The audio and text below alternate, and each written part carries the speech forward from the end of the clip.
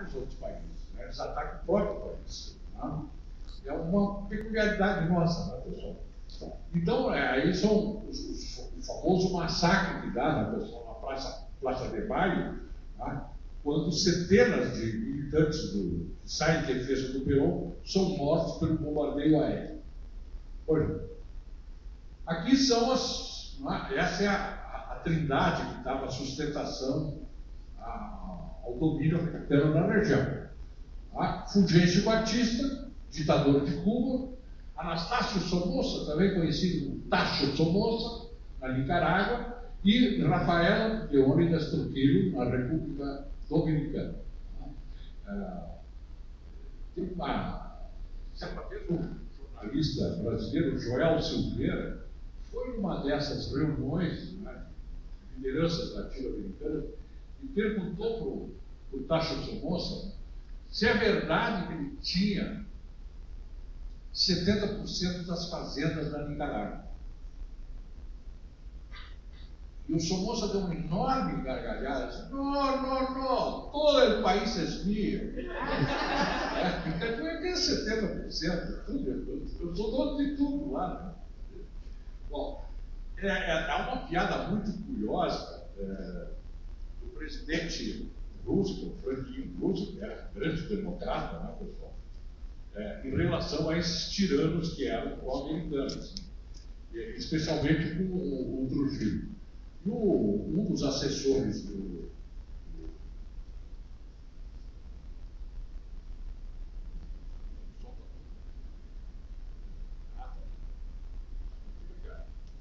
estava falhando o som. Bom, um dos assessores do Roosevelt disse, mas presidente, o Trujillo é um canalha, é um criminoso. E o Roosevelt tinha dito: eu sei, mas ele é o nosso canalha. O cara que está do nosso lado. Né? O que eu vou fazer? Toca aí. Aqui vocês têm uma visão da ilha de Cuba, né? Da proximidade, vocês podem ver, da proximidade de Cuba com o sul dos Estados Unidos. Aliás, Cuba sempre foi ambicionada pelos Estados Unidos. Certa vez, em 1804, o Jefferson mandou um delegado para tentar comprar o governador espanhol de Cuba, para que ele vendesse Cuba para os Estados Unidos. O governo espanhol não o fez, foi ofensivo, etc. Mas é interessante observar que a ilha de Cuba, ela sempre foi ambicionada pelos Estados Unidos, em várias outras oportunidades. Por exemplo, na época da Guerra Civil, né, aqueles escravocratas queriam também se anexar a Cuba, porque havia uma similitude social entre o sul dos Estados Unidos, que era dominado por brancos, né, latifundiários, que viviam do trabalho escravo, com a situação de Cuba, que também era de brancos espanhóis, proprietários de terra, e que viviam do trabalho escravo.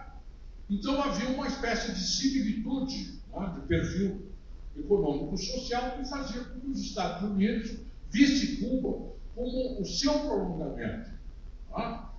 E os Estados Unidos conseguem, de fato, né, controlar Cuba a partir do levante patrocinado pelo José Martí, quando os Estados Unidos, então, intervêm militarmente na famosa Guerra Hispano-Americana de 1898 e ocupa Cuba, transformando Cuba praticamente, né, numa província dos interesses norte-americanos.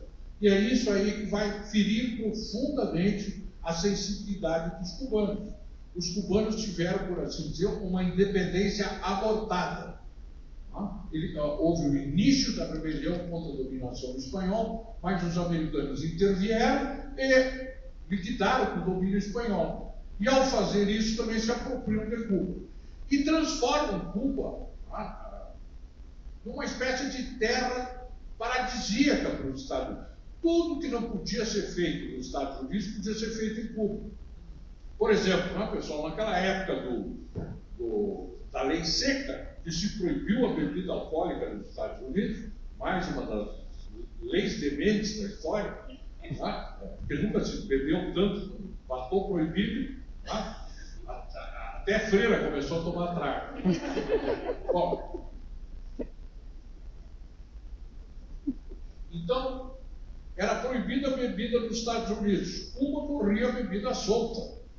Whisky, rum, etc. Então, milhares de americanos iam anualmente visitar a cidade. Iam jogar nos cassinos, se hospedar nos grandes hotéis. Prostituição nos Estados Unidos era algo proibido. Existe até hoje estados lá onde a prostituição é proibida. Em Cuba não.